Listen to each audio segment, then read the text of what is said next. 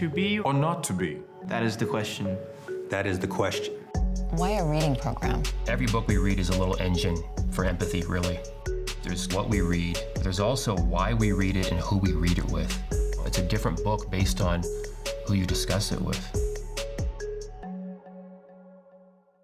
Good evening, everybody, and welcome to our webinar. I'm Roger Rybkowski. I'll be your host this evening.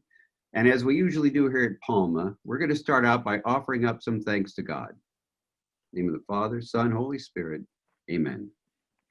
Lord, thank you for choosing us to exercise our empathy with those who live on the margins. Always be our strength. Amen. Amen. I am pleased to introduce our panelists and if you'd all just give a little wave as I introduce you so everyone knows who you are. From Part 2 Pictures, the makers of last night's prison and prep school, which was awesome, by the way, on CNN, is Lisa Ling, host and executive producer. We also have William Acks, director and producer. Is Amy with us? Amy Bucher? Amy's not here yet, but... Okay. And we also have Francis Poon, co-producer and post manager. From Palma School, we have our principal, David Sullivan. We have director of campus ministry, Jim Micheletti, and assistant to campus ministry, Mia Mirassou. Mia, give away. Thank you. Also joining us are Craig Koenig, warden of the CTF Soledad. We have Lieutenant Wil Landrum, public information officer at CTF. And joining us shortly will be Jason Bryant. But here with us also is Jack Busch, Palma class of 2020, who currently is a student at Cal Poly San Luis Obispo. Welcome to you all. I appreciate you being here. And let me start out by saying again that last night's program was awesome. And we're very, very fortunate to have such gifted storytellers to tell our story and to be here to talk about it. So let's get right into the questions. And I'm going to start out with a question for Lisa. Lisa, how did you find out about exercises in empathy? Well, Roger, thank you for having me on tonight, and thank you to everyone who is participating. Last night's episode was a dream to be able to work on and produce. In over 100 episodes of television that I've worked on with Part 2 Pictures, this episode was among my favorite. One, because of the show itself, how it was executed, but ultimately because of the message it conveyed. It's a little complicated the way I found out about the story. My husband's former boss's son was incarcerated at CTF Soledad for quite a number of years, and he had just gotten transferred to San Quentin. And my husband was going to visit him, and I kind of just tagged along. I had never met Ted Gray before, but my husband had told me about him for many years. And so I went in to talk to Ted and was immediately impressed by him and the programs that he was part of at CTF and the programs that he had started in CTF. And he told me about the exercises in empathy course. And I thought, well, that's really intriguing. I didn't know that people like young men were allowed to come in and interact with people inside of a prison for an 8-week course. And so I was instantly intrigued. But what propelled me or convinced me that I absolutely had to tell the story was when I found out about the scholarship that a bunch of incarcerated men had started to fund the education of a young man at the Palma School. And when I heard this, I just thought, wait a minute. I had the same reaction that Frank Green had was, did you say inmates funded this scholarship? And he responded in the affirmative. And I called my co-executive producer at Part 2 and I said, I don't know how I'm going to do this, but I have to tell this story. And last night it aired. Thank you. It was awesome. Joining us here is Jason Bryant, who's the director of restorative programs at CROP organization. Thanks for joining us, Jason. I have a question that came in for you. And people are wondering how the inmates are selected to participate in the program. And are there any who drop out or become distrustful of the process? So, good evening, everyone. Thank you for having me. When programs really started to ramp back up within CDCR, it was largely under the stewardship of the incarcerated population. So we had what was called executive bodies and long waiting lists. And, the fact of the matter is that a lot of times there was some nepotism that went on early on. There wasn't a lot of accountability because the department wasn't really involved in the self-help. They gave us the space, but they kind of left it to us to run it. So there were instances where some people might get favorable treatment, but for the most part, if someone was really committed to participating in programs, then they would eventually find their way into a group. Recently, in the last couple of years, however, the department has become more heavily involved with programming, and the accountability system has become much more accountable, for lack of a better word. So when someone signs up for a waiting list these days, they will get into a group in time because there are different measures in place to ensure that everyone's getting a fair chance to participate. And Jim, could you tell us how the literature is chosen? Yeah, certainly. First, I just have to offer a heartfelt thanks really to everybody present. It's quite a team here. And regarding the literature, actually, I'm kind of wearing some of the literature. We started with Steinbeck because we had a sense of the literature of place. And Steinbeck is rich for a lot of reasons. And so this became to be, some of the guys were calling this my Tom Joad hat when we read The Grapes of Wrath. And so I've been wearing it kind of nonstop in honor of the men inside. Tom Joad and The Grapes of Wrath is a parolee. It's a parolee story. So that one was a logical fit for us, right? And he grows from a very much a me thinking kind of person to a we thinking kind of person in the book. And then toward the end, he says so famously that he's going to be about all people. And wherever there's a fight in the air, look for me, Ma, I'll be there. So it's a great story about justice and response. We did have Mice and Men, East of Eden, kind of a run through Steinbeck's more popular novels. A lot of these are read by students in class. Steinbeck features the land so prominently, and we were drawn to the fact that a lot of the guys inside are looking out at the Gabilan Mountains. Jason would spend time looking at the Gabilans, and then at the west side, he would see the Santa Lucias. And there's also the Stanislaus River, and the Stanislaus River flows underground a lot of the time. And we like the idea of the underground river, the underground speaking. So there are many reasons for doing Steinbeck. He writes a lot about people on the margins. The scene in Of Mice and Men, where George shoots Lenny. For students to cover that in class is one thing. To cover it inside where men sadly have shot other people was sad and profound at the same time, and I would say necessary.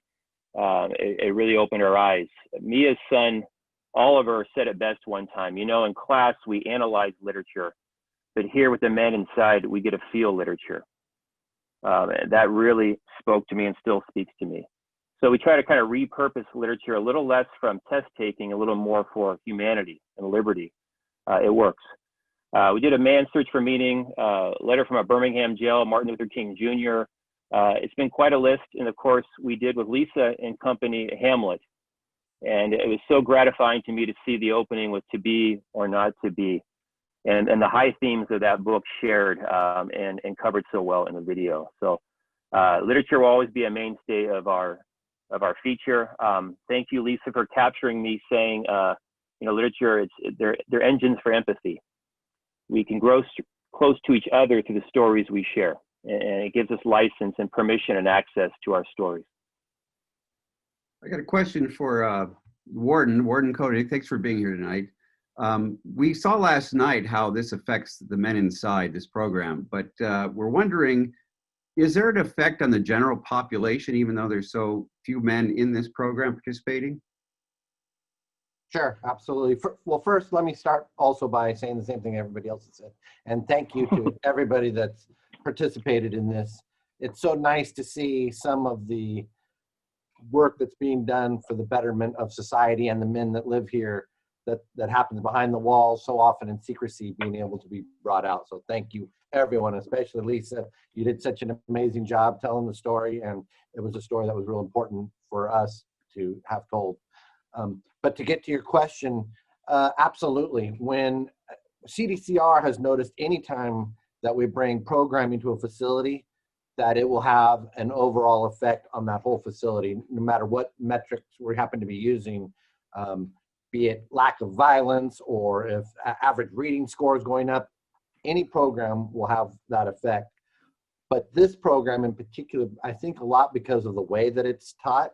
It's not somebody coming in and teaching at the men, but it's somebody teaching with the men. They're interacting, and that's so crucial that it really has a positive energy that is unique to this program and is very, I mean, you can feel it. You can tell in the institution when the young men are coming in from Palma, you can feel it, you know.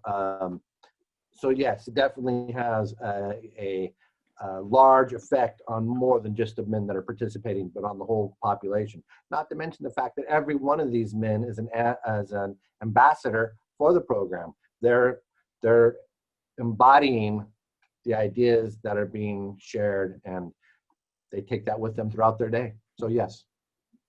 Speaking of students going in, Jack Busch made many trips into the prison.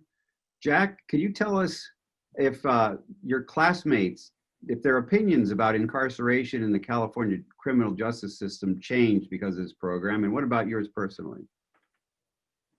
Yeah, of course. So personally, I definitely know that my opinion changed. Just going into the very first time into the prison, I met a man named James Willock, who's actually now a returning citizen. But James, I went up to him and said, "I'm kind of scared to be here." And he's all, "So am I." And I was like, "Whoa, you're scared too?" So it just kind of helped me like understand that these men are still human beings. They're not just war-hardened criminals that are inside. Or, you know, they're still humans that are capable of changing who they are. And for me personally, it was definitely life-changing, even after just the first time going in. I've still kept contact with James, even now that he's out of prison. So have many of my classmates. And just every time I talk about this program with any of my classmates, family members that I've brought in, or just anyone else, everyone talks about how it's like nothing else they've ever been part of in their life, and how it wasn't anything that they were expecting. And just, it's hard to explain with words. It's amazing everything that goes on inside, and I'm never going to forget it. And I'm going to continue to be a part of it, even though I've graduated Palma, because it's one of my favorite things to do during the week. So. Jim, a question came up about the victims of these men's crimes. Are they considered or included in these programs? Yeah, you know, restorative justice is the name here, right? We think this contributes to restorative justice. And there's a line there that violations create obligations. And the first obligation really is to the survivors of violence. Soon, or pretty early in the program, we asked Cheryl Ward and Angie Ortega to come in. Either both of them or one of them was involved in a group called Parents of Murdered Children. And the groups we are involved with, Life Cycle, Phoenix, and other groups, interact with victims' rights advocates. They go in, and men have to write letters of remorse. And oftentimes that means reading it aloud directly to the family whose loved one they've taken. That's a really important part of the rehabilitation. So we only went in really with the blessing of the survivors. And Cheryl Ward said she prefers the term survivor over victim. And I think for her anyway, I can't speak for everyone. I certainly don't speak for victims or survivors, but the difference for her was finding the road to forgiveness and learning to take the power back from the fact that power was taken from her when she lost her husband and her daughter was viciously raped. So we're very sober about the fact that hurt people do hurt others, but our compassion has to extend all the way, knowing that the people who commit crimes have often been victims themselves. We've heard that repeatedly. So it's an understanding of cause and effect without condoning or excusing, taking responsibility. And there's definitely an accountability part here that is crucial. And I think Lisa, William, Francis, Amy and company, they captured it well with people, the men standing up and saying, yeah, I killed somebody. I killed somebody. I own that. And I don't have enough sorries in me. And then, but don't throw me away. Don't throw me away. So yes, to answer your question, definitely we consider and include as much as possible those who have experienced violence, right? And our goal always is to silence all violence all the way around.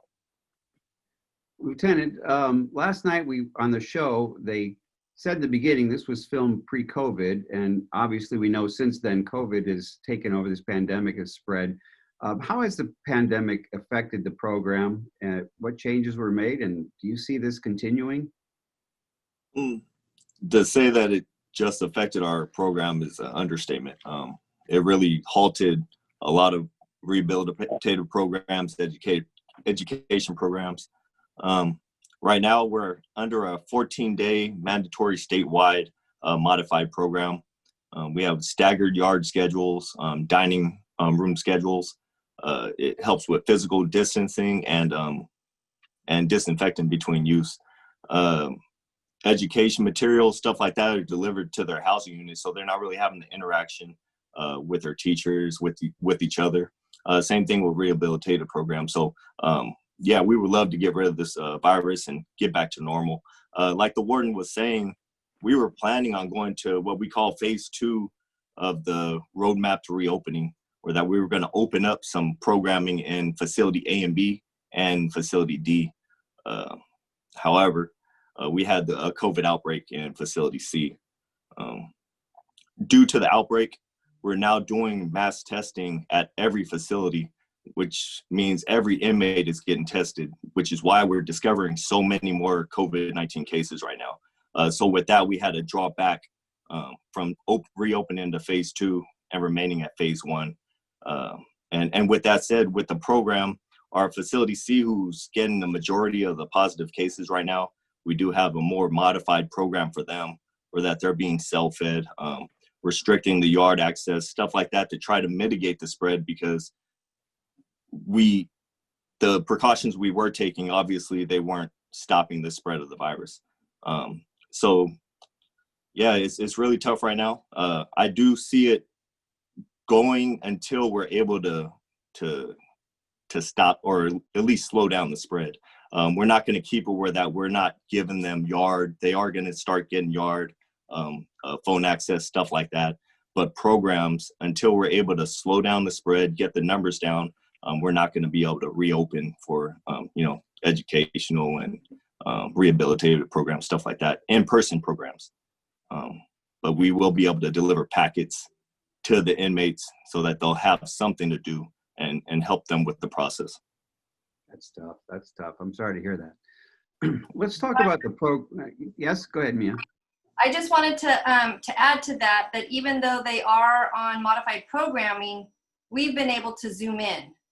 And thank you, Warden, because he has allowed us to pre-record some Zooms, and our sessions are still continuing.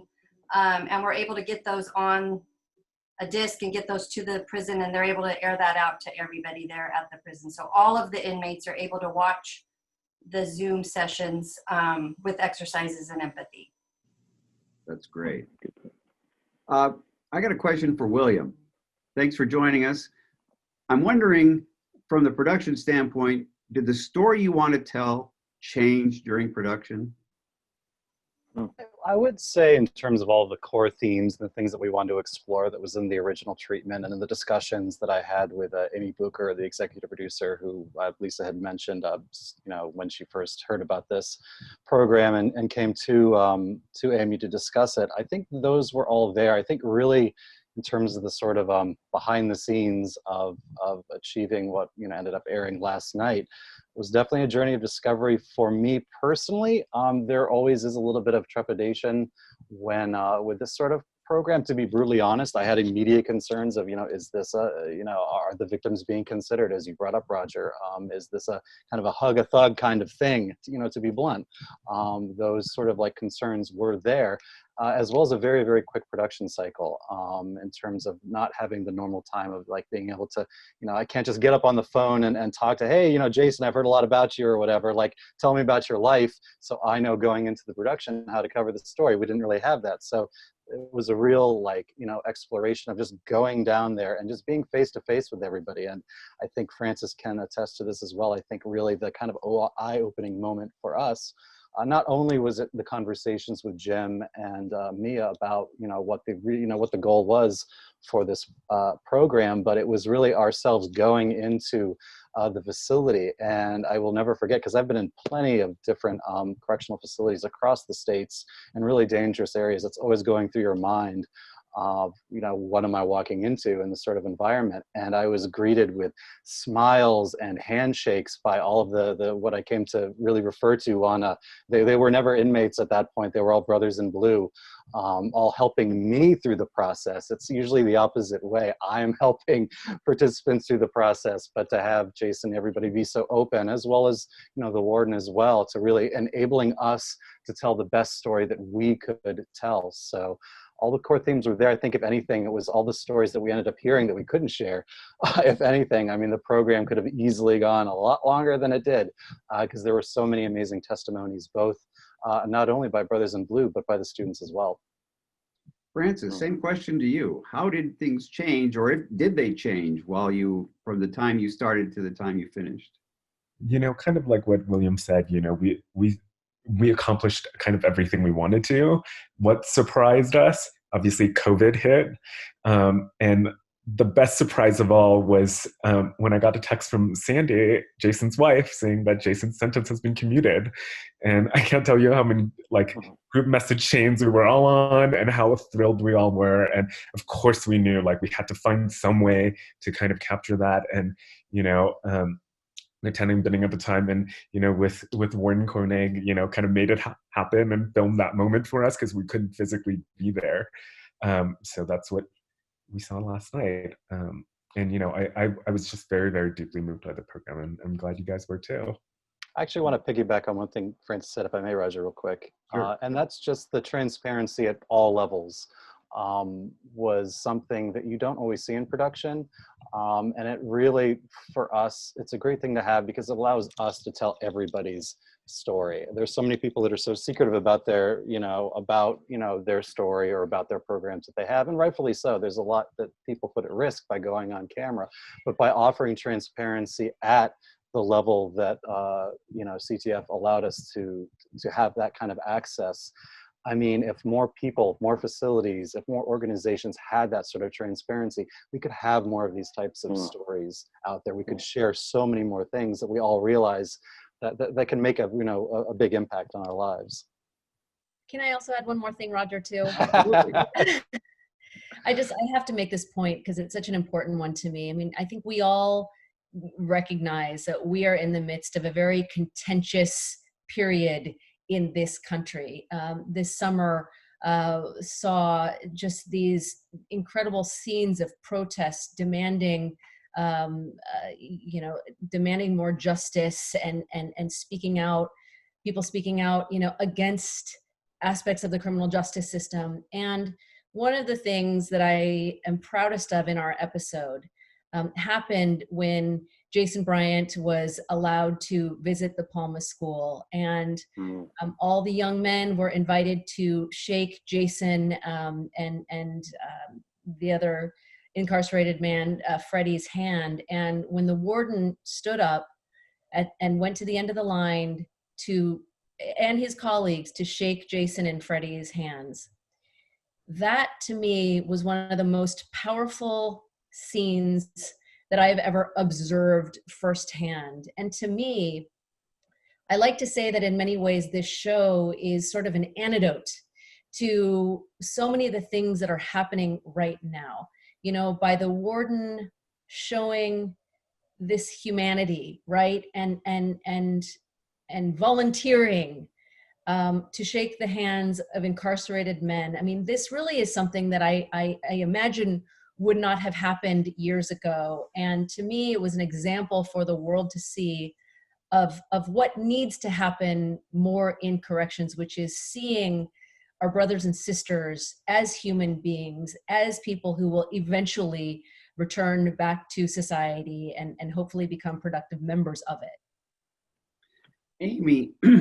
Amy Booker's with us, the executive producer. Roger, Okay. Roger, I'm sorry. I'm sorry. I just got to jump in for 1 second on that and wipe my eyes a little bit. And Jason and Lisa, you had a lot of people wiping their eyes across America, and for good reasons. Those were really good, cleansing, hopeful tears. What got me there, Lisa, I really have to thank you, is we really try at Palma to create a culture of handshake. It's really important. You'll see teachers out in front of their classes shaking hands, and we've often thought the handshake is an equal sign. I'm here to greet you as an equal, right?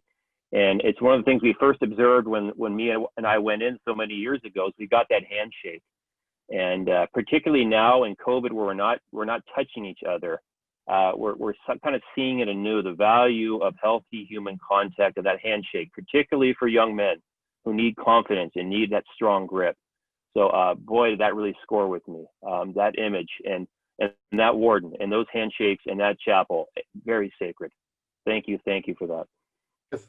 If I could jump into, since we're on the subject, you know, it was interesting when Mia and Jim brought this idea to us to bring Jason to Palma. I can tell you that, you know, many of my executive leadership were very much against it. It's absolutely not what is done. Some of those very people were there in the chapel that day, and to watch them get up and to have shook hands and afterwards talking with them, the emotion they felt, that to me was very, very powerful, because it was a complete paradigm shift for those people who were very much against it at first. And they were changed. They were changed by what they heard Jason and Freddie say.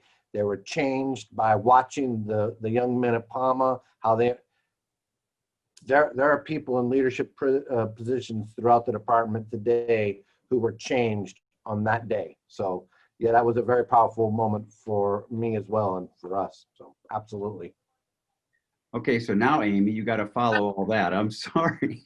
Amy Bucher, executive producer, is with us here also. You never came out for any of the filming or any of the interviews. So I'm wondering, being back in studio, was it a challenge for you, or was it an advantage for you to only see what you saw in the video and what you were hearing from your colleagues?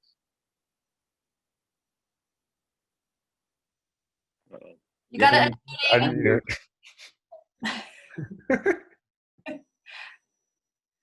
I'm kind of a behind the scenes person, you know? I mean, I feel like my job is to find the right and the best people to tell the best story. And when Lisa came to me with this, it was, I haven't heard that intensity. We have to do this story with quite the same level of passion. And, you know, we've been working together for 10 years, and this is close to our 100th hour together. And it just was imperative that I try to help make this happen. Not just for Lisa, but, you know, I'm a reader. I started reading at like 5. I was a little bit of an introvert, and I found entire worlds to escape in and to find, you know, my confidence and my friends at times of loneliness in my life. One summer I spent reading the entire John Steinbeck oeuvre when I was like 30. All right. So, you know, something as simple as a book club, you know, I knew the power of literature in my own life and what it could do to just give comfort and to bring people together. I didn't feel like I missed a single moment, to be honest with you, because I lived so vicariously. You know, Francis and William and Lisa, we keep in touch when they're on the ground, and, you know, they called me with such joy after the very first reading group, and just overwhelmed and overflowing with the feeling of like being in the right place with the right people and just on mission. You know, we do feel like we have a mission, we have a purpose. And I talk about this show as being kind of the essence of what we strive to do.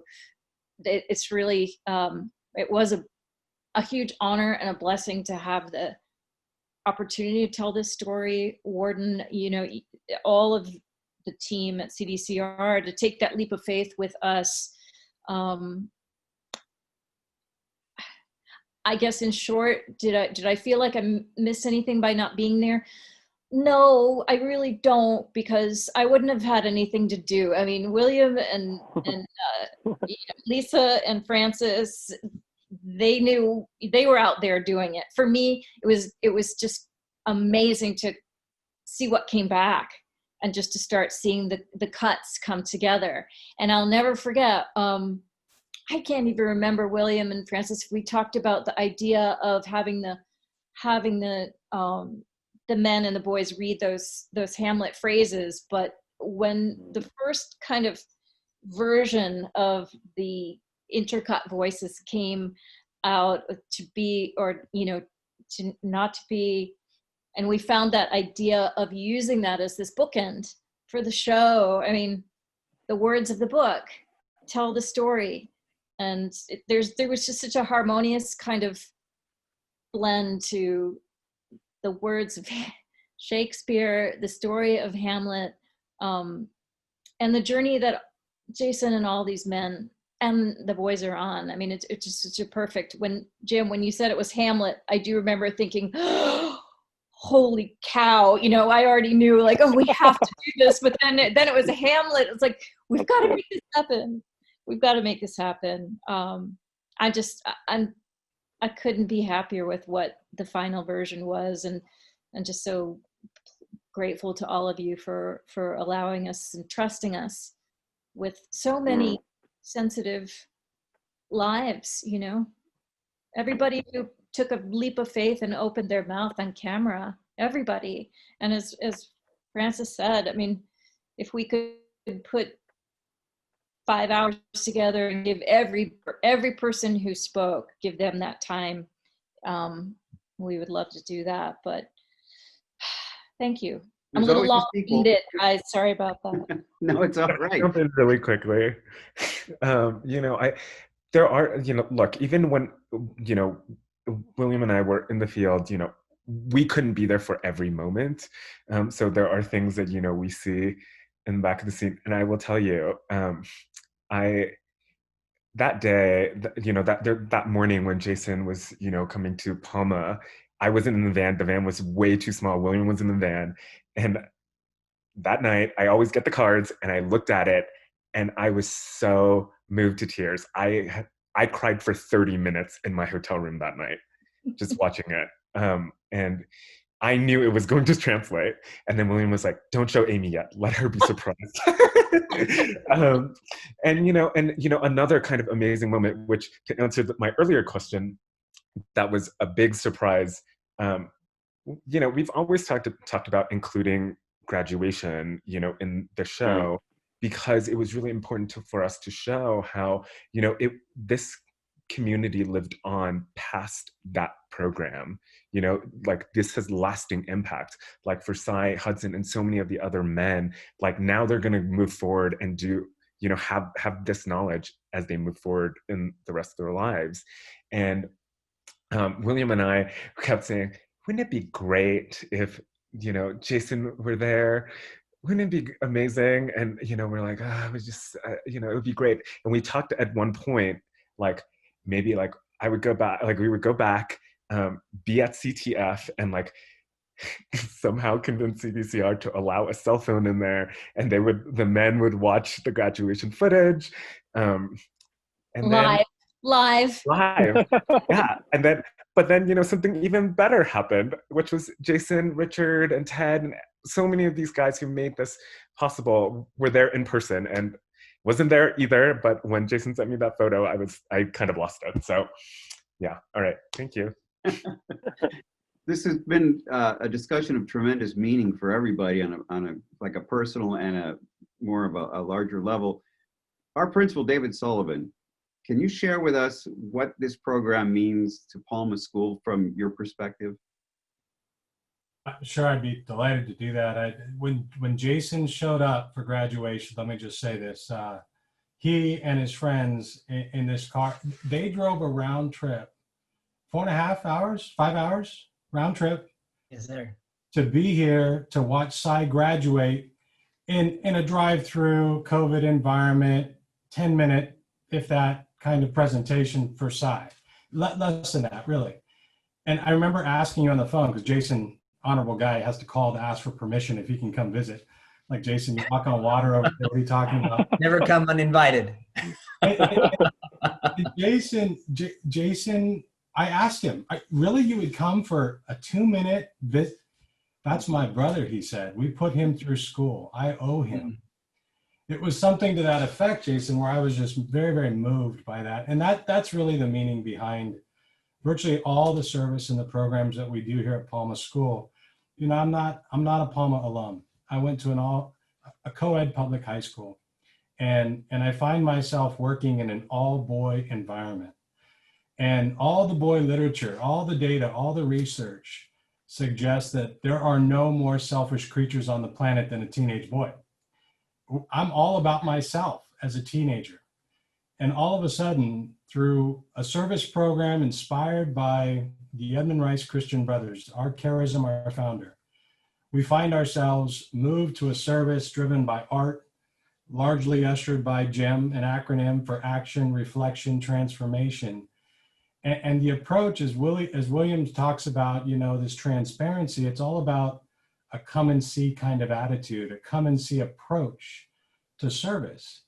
And that's what was so moving about last night's episode is, you know, Lisa, you are gifted as a storyteller, and your support by this team to be able to kind of give a come and see approach to just a slice of what we do at Palma School really brought home the idea that service at Palma School is much more than service. It's advocacy. It's trying to stem the problem up the creek, not where people are needing to be saved.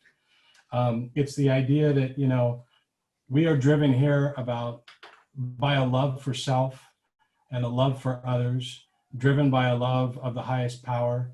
And you got to see that. And I get to be in a position that simply manages risk liability and then says, here's the green light. Let's let the Spirit work. Jim is a master teacher. He is amazing. Sometimes I try to find, where's the BS in all this stuff? I mean, can I criticize something? He really is amazing. It's hard not to be glued to his delivery and his mastery of content.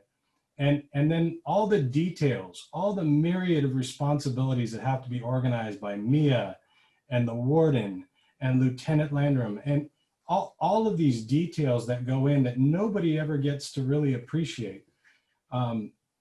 All to usher this idea that, yeah, Jason, you're bigger than your transgressions of the past, and you have something to teach. In the class of 2016, we had some giants from our class who put together, you know, a brokenness and blessings kind of pamphlet. You know, it's just a bunch of papers put together, powerful stories written by prep kids and prisoners. And the idea was that at the heart of everything, there's a father-son relationship. And I see it day in and day out. The heart of every single problem I have at Palma School, usually concerns a son and a father relationship. And someday our boys are going to be fathers. And we want them to be the root of advocacy for a safer world, a more just world, a more loving world. So this service is of the highest magnitude of proportions for us because the consequences are just limitless. Anyway, nothing but gratitude for you all. I really appreciate what you did for us last night. Jim, you are a master and you're doing a lot of traveling back and forth. You and Mia, you're doing a lot of organization. You're doing a lot of collecting of materials that you need. How is this program funded? How is it funded? Well, it's not funded. We're a private school. We don't tap the tax dollars, coffers, or anything like that, right? It's largely the hearts of our parents and contributors, and thankfully that's what makes Palma run. They're invested in the school, they care, and they step up and they donate. But you know, it's ironic, Lisa. I got to be honest, Lisa. When I had you step into our service van, I said, oh my gosh, is there going to be a banana peel under the seat? I mean, it's a guy's van, you know, and there's no show in Lisa that way. She's been in like 14 different prisons. She's been around the world. She's seen it all, right? And she was so down to earth and wonderful. Stepped right in the van. I'm glad the van got a little shot. The van's got about 170,000 miles on it. We've been driving it down to Tijuana, building homes. The school's put up like 35 homes in Tijuana, and we drive that down there. So I guess what I'm saying is we can always use help. And I've learned to be bold about that, because I'm not asking for my pay. I'm asking for Jason Bryant. I'm asking for Fernando. I'm asking for Freddie. I'm asking for people on the margins. And I want to think that's put a little more in my spine. It's not about me. It's about us. Know them, only us, right? So truth be told, Roger, we're always looking for sources of funding. And we do everything we can to be good stewards of those resources. And I hope the show projects that well. And I know it has. Can I just share one more thing? Because I forgot to say this, and I printed this out. Jim Micheletti shared with me, this is an email from 2014. It was one of our first visits inside. And Jim wrote this. I'm going to just share a couple of words, and I'll try to use the delivery that Jim might say. I'll repeat myself twice at the end, so you get a chance to see. He says, prison was great. That stopped me in my tracks. What the heck? Prison was great. Chieftains wide-eyed and wider-spirited on their faith and solidarity with others. Know them, only us was today's mantra. Know them, only us. That's really our story. That's the heart of what we're trying, I think, to do with Palma boys, who one day will become men of character. Okay, thanks. Now, we got several questions, going back to Bia or Jim. We got several questions from local organizations asking if they can go with Palma to Soledad Prison. And if yes, what were the steps to get involved in that? Oh, that Mia? me. Mia, go ahead, Mia. Yeah, no, good question. Yes, with a but. Yes, because we want everybody to experience this. First and foremost, the program is for our boys. We always have some faculty, community members, people from the outside coming in with us when we've got extra room. We work very diligently with the prison, and we hate to task them with myriads of paperwork, and because it is a big process. Every person does have to be cleared, and there's a lot of work on the prison for that, and they've always been very, very gracious. So yes, and we're hoping that we can continue to grow this. And if you are interested, you can email myself or Mr. Micheletti, and when we do go back inside, if there's room and a way, if we can get into the gym, that would be great, because we can hold a lot of people in there. And then sometimes it just depends on the room or the circumstance, but it is a yes, but you may have to be patient and wait for the next session, or when there might be a bigger venue or more time. Because if you take 60 people in, it's going to take about an hour just to get through the gate. And that cuts time away from the actual program. So yes. Okay, so I'll throw the next question out to Mia or Jim or the warden or lieutenant. We have a retired probation officer from Massachusetts who wants to connect with somebody to learn how to start a program like this in his community. Which is the best first step for him to go? If you wanted to reach out to me, I could get me and the community resource manager and give him the tools he needs to be able to start a program like this. That's excellent. We'll make sure we pass that along. Yes, Jim. I would say it's really important. I've learned this, and you know, it's they say the humble don't stumble, right? Father Boy always says that the humble don't stumble. It's been really humbling. So many people we've encountered want to go in and drive something. I've got a writing project I do. I've got a book I'm really passionate about, and I really think this worked for us because we just went in and we listened. We didn't go in with an agenda. We're not neo-colonials trying to drive something, right? We just went in and said, let's see what's going on in there. And then as soon as we met Jason, Ted, Johnny Howe, we got the handshakes. We started doing the next thing, which kind of flows from listening, which is what if, right? And that's kind of how it all came about.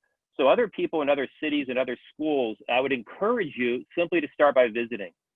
See the good work that men inside are already doing and see how you can graft yourself to the good already being done, right?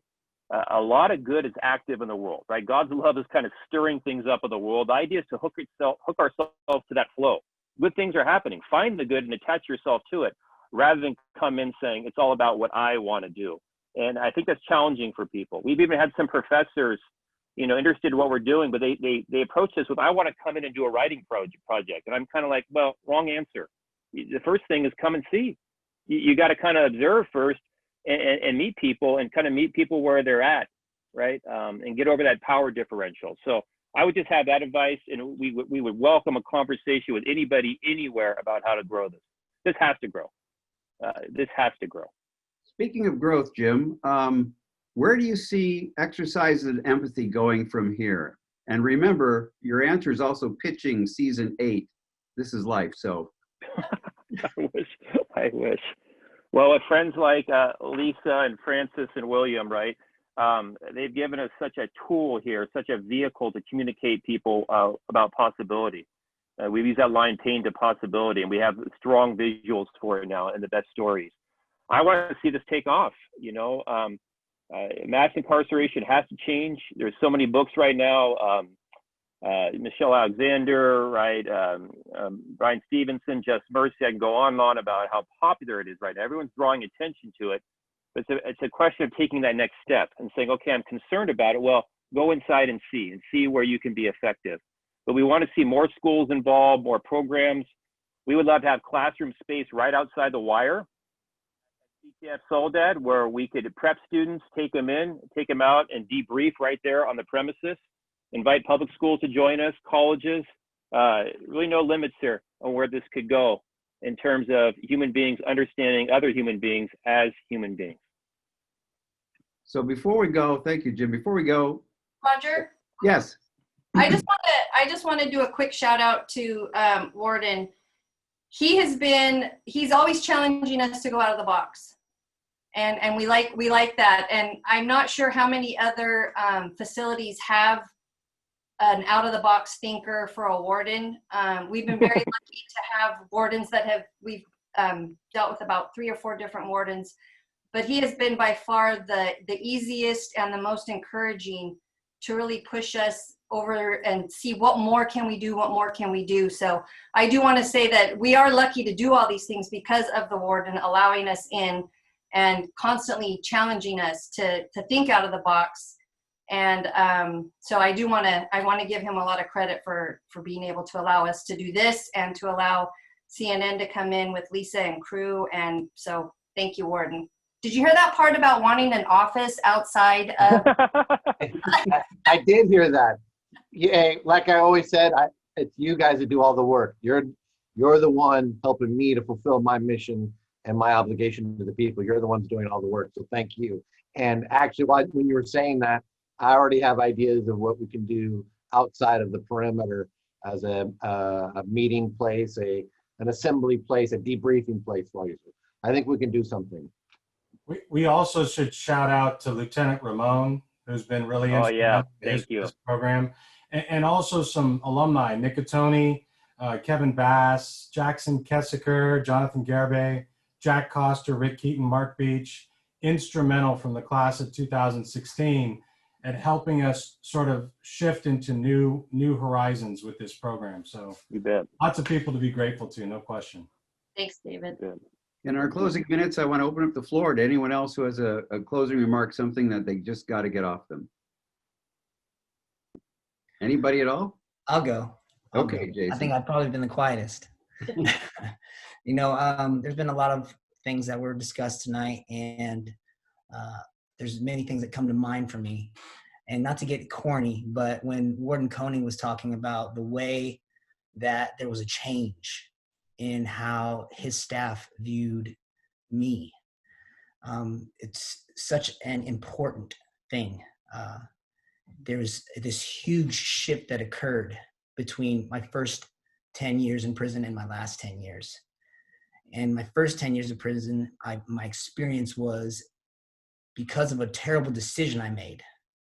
I was marginalized as an object, as something that was less than, that was not worthy of love or the possibility of redemption.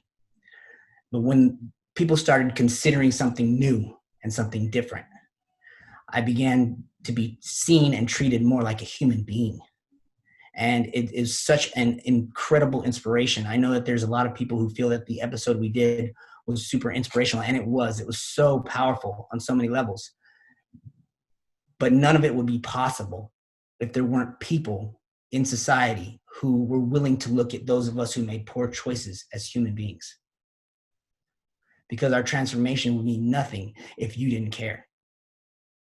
So I'm so incredibly grateful for all of you caring enough to take a chance on those of us who made poor choices but want to get it right and want to live our lives in atonement for our transgressions and our sins. So thank you. No one could say it better. I want to thank all the panelists for being here tonight. I really appreciate the conversation that we've had. I know that you all stay in touch, or many of you stay in touch, so keep that up and always think about us. I want to thank everyone who joined us tonight on this webinar and remind you that if you want more information, you can go to palmaschool.org. If you want to email Mia, you can email Mirassou, Mirassou @palmaschool.org, and she'll answer your questions. And as we close, remember, if you know a boy in grade 7 through 12 was not at Palma, he should be. Good night, everybody. Thank you for joining us.